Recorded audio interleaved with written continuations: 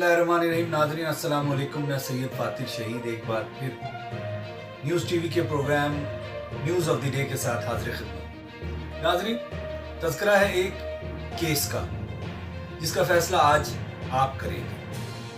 मैं हक़ाइक़ आपके सामने रखूंगा। 30 बार केस को मुलतवी करवाया गया, 8 मरतबा वकील बदले गए, 6 बार मामला टालने के लिए मुख्तलिफ दरखास्तें दायर की गई। स्टेट बैंक ने इलेक्शन कमीशन को 23 अकाउंट्स की तफसीलात फराहम की गई।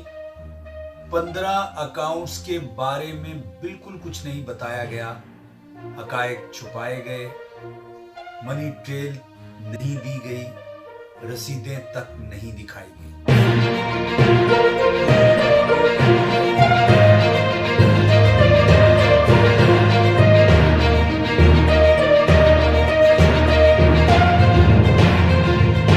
फिर मार्च 2018 में एक स्क्रूटनी कमेटी कायम की जाती है जिससे 1 माह रिपोर्ट तलब की जाती है।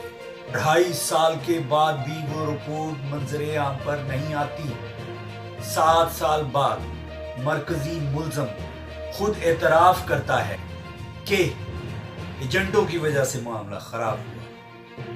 तो केस आपके सामने है। कौन सा? Foreign funding case.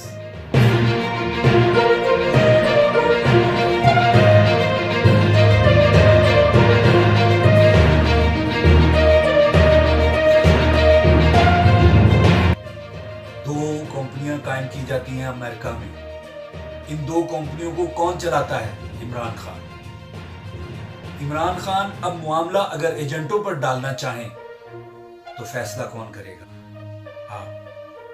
कौन ईमानदार है, कौन खाइन है, कौन दुरुस्त है और कौन गलत?